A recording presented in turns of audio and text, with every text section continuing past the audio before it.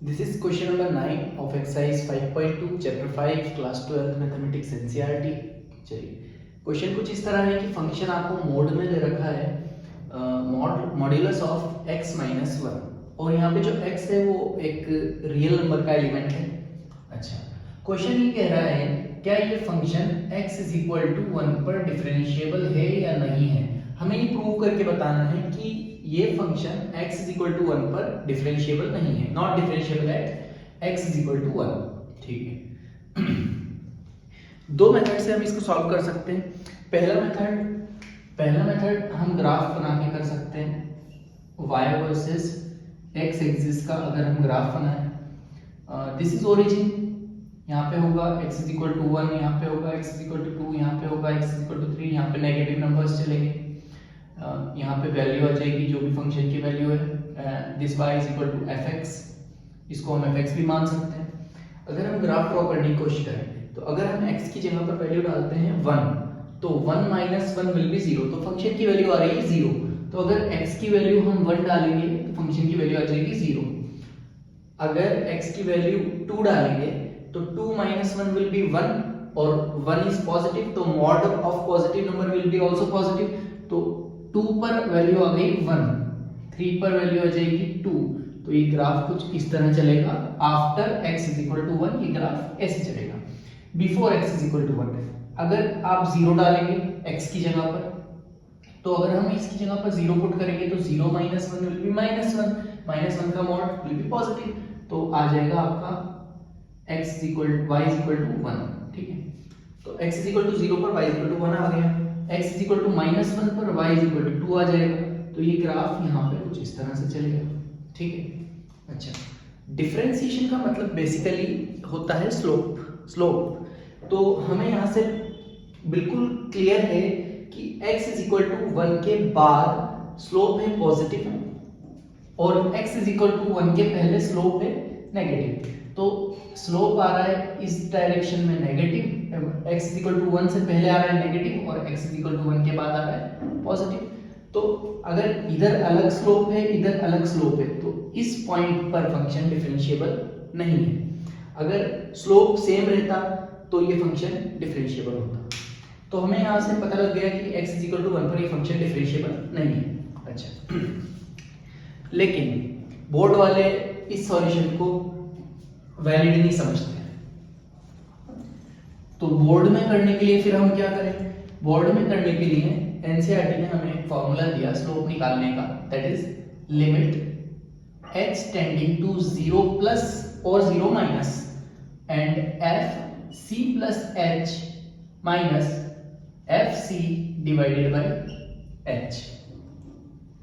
ठीक है, अच्छा, एक बार हम 0 से थोड़ा सा आगे पुट करके देख लेंगे और एक बार 0 से थोड़ा सा पहले की तरफ पुट करके देख लेंगे। तो हमें ये h is a very small element, तो हम फंक्शन में जो वैल्यू है c जिस पर हम चेक कर रहे हैं, ये वैल्यू हो गई आपकी x इज इक्वल टू 1 जो कि हो गई c की वैल्यू।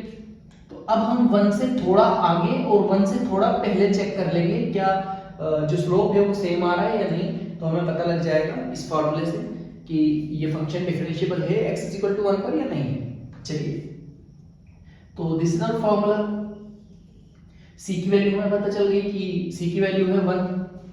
चलिए पहले h प्लस के लिए करके देखते हैं, यानी कि जो पॉइंट है हमारा 1 उसकी थोड़ा सा बाद में, तो उसकी थोड़ा सा बाद में अगर हम निकाल के देखेंगे वैल्यू, तो limit h tending to 0 plus function c, what is c, 1 plus h and minus f1 divided by h। जहां जहां पे लिखा है फंक्शन में x की जगह लिखा है 1, तो हमें इस फंक्शन में x की जगह पे पुट करना पड़ेगा 1, और अगर हमें यहाँ पे फंक्शन लिखना है तो यहाँ पे जहां पे लिखा है x वहां पर लिखना पड़ेगा x प्लस 1 प्लस h। तो वैल्यू पुट कर देते हैं फंक्शन के अंदर, तो limit h tending to 0 plus function में अगर वैल्यू पुट करेंगे तो this will become mod of 1 plus h and minus 1। Okay, और माइनस f1, x की जगह 1 रखेंगे तो this will become 1 minus 1 and divided by h। ठीक है, तो नेक्स्ट स्टेप अब 1 माइनस 1 तो खत्म, सिर्फ बचा h। अब अगर हम h पॉजिटिव पुट करेंगे, मतलब कि थोड़ा सा पॉजिटिव, मतलब 1 से आगे, तो पक्की बात है ये पॉजिटिव वैल्यू देने वाला है, और ये पॉजिटिव देने वाला है वैल्यू, तो मॉड हट जाएगा और ये वैल्यू आ जाएगी पॉजिटिव, तो h की जगह पे हो जाएगा h, और 1 माइनस 1 विल बी 0, तो लिमिट, अगर हम लिमिट पुट कर देंगे h की जगह पर, 1 minus 1 will be 1, 1 minus 1 will be cancel out each other, and this will become, and this will also cancel out each other, h upon h।